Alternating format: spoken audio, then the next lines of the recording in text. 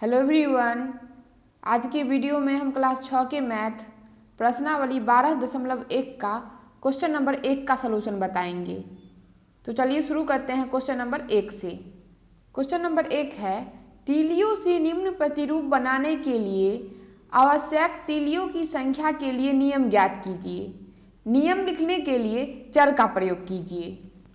यहाँ पे आप देख सकते हैं कुछ प्रतिरूप दिया गया है। U का प्रतिरूप है, Z का प्रतिरूप है, B का प्रतिरूप है, उसके बाद S और A का प्रतिरूप है और तीलियों का प्रयोग करके इन सारे प्रतिरूपों को बनाना है एवं जितने तीली से ये प्रतिरूप बनेगा उन तीलियों की संख्या के लिए एक नियम देना है एवं नियम लिखने के लिए चर का भी प्रयोग करना है। यहाँ पे क्वेश्चन में दिया हुआ है, नियम लिखने के लिए चर का प्रयोग कीजिए। पहले हम ये समझ लेते हैं चर क्या होता है। तो चर का मतलब होता है बदलने वाला। चर बदलने वाला होता है, इसका मान स्थिर नहीं रहता है। और चर को दर्शाने के लिए हम हिंदी और अंग्रेजी वर्णमाला के किसी भी अक्षर का प्रयोग कर सकते हैं। जैसे अंग्रेजी वर्णमाला का कोई भी अक्षर लीजिए, A, B, C, D, X, Y, Z, कोई भी अक्षर से हम इसको सूचित कर सकते हैं चर को, और इसका मान हमेशा बदलता रहता है। जैसे एक उदाहरण लेते हैं, x + y = 5। जहाँ पे x बराबर होगा 3 तो y का मान ज्ञात करना है। तो x की जगह पे हम क्या देंगे, 3 जोड़ y का तो मान ज्ञात करना है बराबर 5। तो y का मान ज्ञात करना है तो 3 में हम कितना जोड़े कि ये 5 के बराबर हो जाएगा। तो हम 3 में 2 जोड़ेंगे तो ये 5 के बराबर हो जाएगा। 3 जोड़ 2 = 5। तो यहाँ पे देखिए y का मान कितना निकला, y बराबर आया 2। इसी प्रकार से हम दूसरा क्वेश्चन लेते हैं, x + y = 8। जहाँ पे x बराबर ले लेते हैं 5 तो y का वैल्यू निकालना है। तो यहाँ पे देखिए y का वैल्यू क्या होगा, x बराबर 5 है तो x की जगह पे क्या देंगे, 5 जोड़ y = 8। अब यहाँ पे देखिए 5 में हम कितना जोड़ेंगे जो ये 8 के बराबर हो जाएगा। तो 5 में हम 3 जोड़ेंगे तो ये 8 के बराबर हो जाएगा। 5 जोड़ 3 = 8। तो y का वैल्यू कितना निकल गया, 3। y बराबर आ गया 3।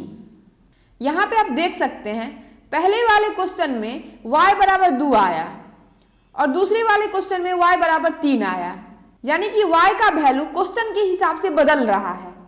यानी कि इसका वैल्यू फिक्स नहीं रहता है, चर का वैल्यू फिक्स नहीं रहता है, ये बदलता रहता है। यहीं पे आप देख सकते हैं एक जगह y बराबर 2 आया, एक जगह y बराबर 3 आया।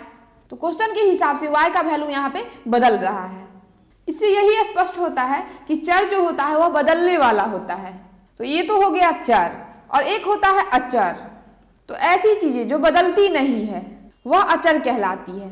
यानी कि इसका वैल्यू फिक्स रहेगा, ये बदलेगा नहीं। अचर कभी बदलता नहीं है, उसका वैल्यू फिक्स रहता है। जैसे आप कोई भी नंबर ले लीजिए, उसका वैल्यू फिक्स रहता है, वह कभी नहीं बदलेगा। जैसे कि 8 है, इसका वैल्यू 8 ही रहेगा, ये कभी नहीं बदलेगा।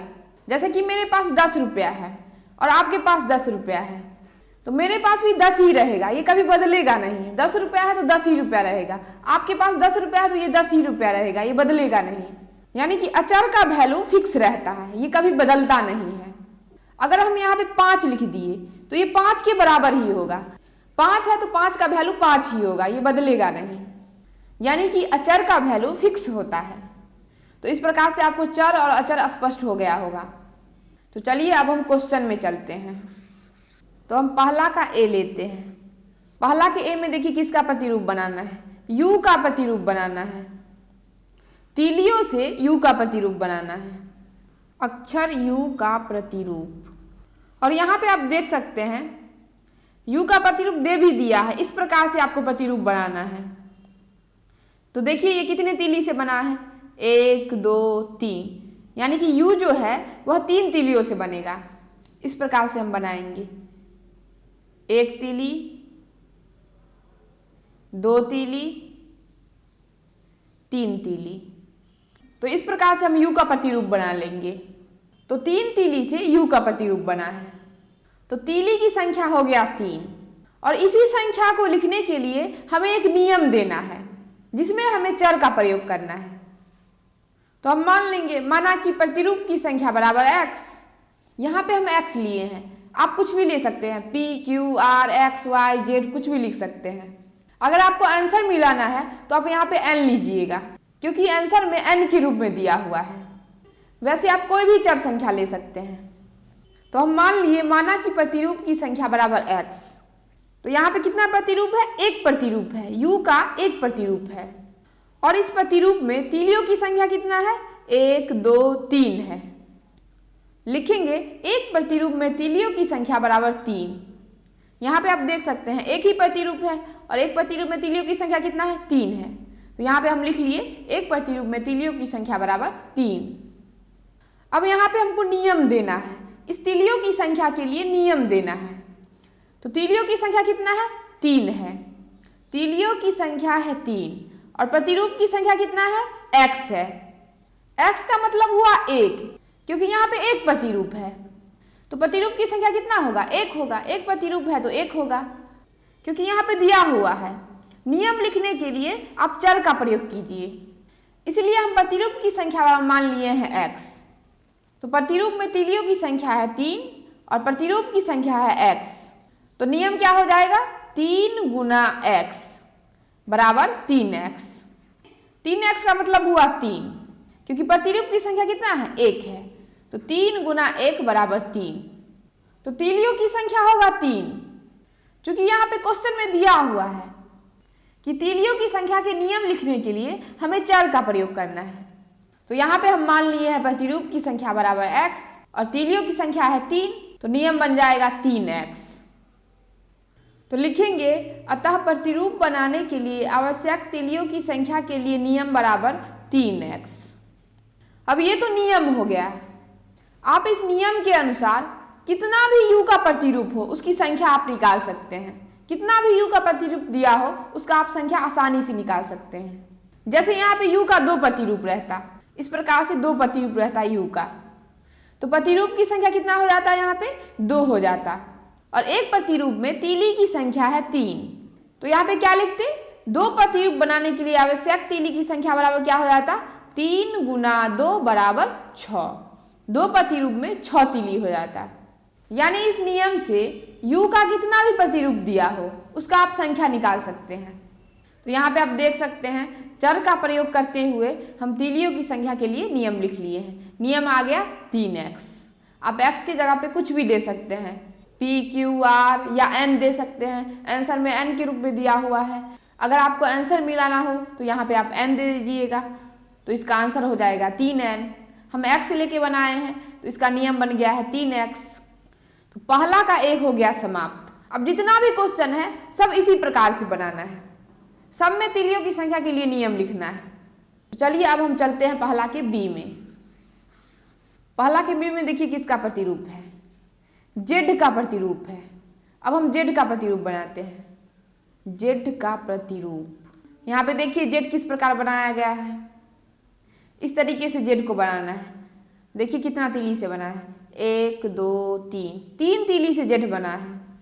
तो हम इसी 3 तीली से z का प्रतिरूप बनाएंगे इस प्रकार से 1 तीली 2 तीली 3 तीली, 1 2 3 तीली बन गया। तो फिर हम यहाँ पे उसी प्रकार से मान लेंगे, माना कि प्रतिरूप की संख्या बराबर x। कितना प्रतिरूप है? 1 प्रतिरूप है। तो 1 प्रतिरूप में तीलियों की संख्या कितना है? 1 2 3 है, तो यहाँ पे लिखेंगे 3। तो इसका नियम क्या बनेगा? तीलियों की संख्या 3 है और प्रतिरूप की संख्या क्या है? x। तो इसका नियम बन जाएगा 3 गुना x, यानी कि 3x होगा। प्रतिरूप में तीलियों की संख्या के लिए नियम हो जाएगा 3x। लिखेंगे अतः प्रतिरूप बनाने के लिए आवश्यक तीलियों की संख्या के लिए नियम बराबर 3x। तीलियों की संख्या था 3, प्रतिरूप की संख्या को मान लिए हम x, तो इसका नियम क्या बन गया? 3x। 3x का मतलब हुआ 3, क्योंकि एक प्रतिरूप है तो 3 गुना 1 इक्वल टू क्या आ जाएगा? 3 आ जाएगा। लेकिन यहाँ पे हमें चर का प्रयोग करना है, तो चर का प्रयोग करके नियम क्या बनेगा? 3x। पहला का b हो गया। अब हम पहला के c में चलते हैं। पहला के c में देखिए क्या है प्रतिरूप? b प्रतिरूप है, अक्षर b का प्रतिरूप। अब क्वेश्चन में देखिए b का प्रतिरूप कैसे बनाया है, तो यहाँ पे आप देख सकते हैं इसी प्रकार से हमको b का प्रतिरूप बनाना है। तो देखिए कितना तीली से बना है? 1 2 3 4 5, 5 तीली से बना है ये प्रतिरूप। तो हम 5 तीली से बी का प्रतिरूप बनाएंगे। 1 2 3 4 5, इस प्रकार से हम 5 तीली से बी का प्रतिरूप बनाएंगे। फिर हम उसी प्रकार से मान लेंगे प्रतिरूप की संख्या बराबर x, प्रतिरूप की संख्या बराबर x। अब यहाँ पे देखिए एक प्रतिरूप है और इस एक प्रतिरूप में कितना तीली है? 5 तीली, यानी कि 5 तीली से ये प्रतिरूप बना है। लिखेंगे एक प्रतिरूप में तीलियों की संख्या बराबर 5। अब इसका नियम क्या बन जाएगा? तीलियों की संख्या है 5 और प्रतिरूप की संख्या है x, तो नियम क्या बनेगा? 5 गुना x, यानी कि 5x। लिखेंगे अतः प्रतिरूप बनाने के लिए आवश्यक तीलियों की संख्या के लिए नियम बराबर 5x। इस नियम के हिसाब से आपको b का कितना भी प्रतिरूप दिया हो उसका आप संख्या निकाल सकते हैं। यहाँ पे मान लीजिए b का 2 प्रतिरूप रहेगा, तो यहाँ पे x की जगह पे क्या पड़ेगा? 2 पड़ेगा। 5 गुना 2 बराबर कितना हो जाएगा? 10, यानी कि b के 2 प्रतिरूप में तीलियों की संख्या हो जाएगा 10। यहाँ पे प्रतिरूप की संख्या कितना था? 1 था, तो यहाँ पे प्रतिरूप की संख्या 1 होगा, लेकिन यहाँ पे चर हमको लेना है इसलिए हम x लिखे हैं, तो इसका नियम बन गया 5x। तो पहला का c हो गया समाप्त। अब हम पहला के d में चलते हैं। अब इसमें देखिए किसका प्रतिरूप है? अक्षर s का प्रतिरूप है, अक्षर s का प्रतिरूप। तो क्वेश्चन में देखिए किस प्रकार से s बनाया गया है। इस प्रतिरूप के हिसाब से हमको s बनाना है, तो देखिए कितनी तीली से ये s बना है? 1 2 3 4 5, 5 तीली से ये s बना है। तो 5 तीली से हम इस s को बनाएंगे। 1 2 3 4 5, इस प्रकार से हम तीलियों की सहायता से s का प्रतिरूप बनाएंगे। फिर हम उसी प्रकार से मान लेंगे, माना कि प्रतिरूप की संख्या बराबर x।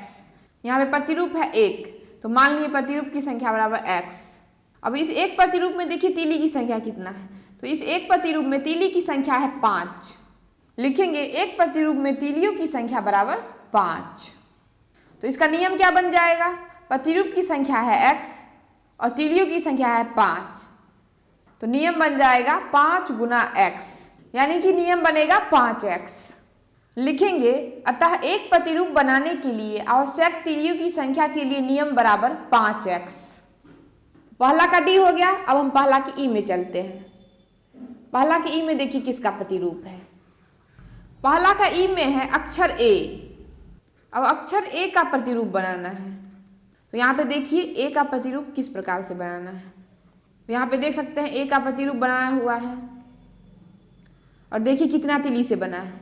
1 2 3 4 5 6, तो a का प्रतिरूप 6 तीली से बना है। तो हम इसी प्रकार से 6 तीली से a का प्रतिरूप बनाएंगे। 1 2 3 4 5 6, तो ये 6 तीली से a का प्रतिरूप बन गया। फिर हम इस प्रतिरूप को क्या मान लेंगे? x, माना कि प्रतिरूप की संख्या बराबर x। अब एक प्रतिरूप है और एक प्रतिरूप में तीली की संख्या कितना है? 6 है। एक प्रतिरूप में तीलियों की संख्या बराबर 6। अब देखिए इसका नियम क्या बनेगा? तो प्रतिरूप की संख्या है x और तीलियों की संख्या है 6, तो नियम हो जाएगा 6 गुना x, यानी कि 6x। लिखेंगे अतः प्रतिरूप बनाने के लिए आवश्यक तीलियों की संख्या के लिए नियम बराबर 6x। तो इस प्रकार से पहला का जितना भी क्वेश्चन था उसमें तीलियों की संख्या के लिए नियम लिखना था। तो इस प्रकार से हम एक एक करके सभी क्वेश्चनों का नियम लिख लिए। तो क्वेश्चन नंबर 1 का ई हो गया समाप्त और क्वेश्चन नंबर 1 भी हो गया समाप्त।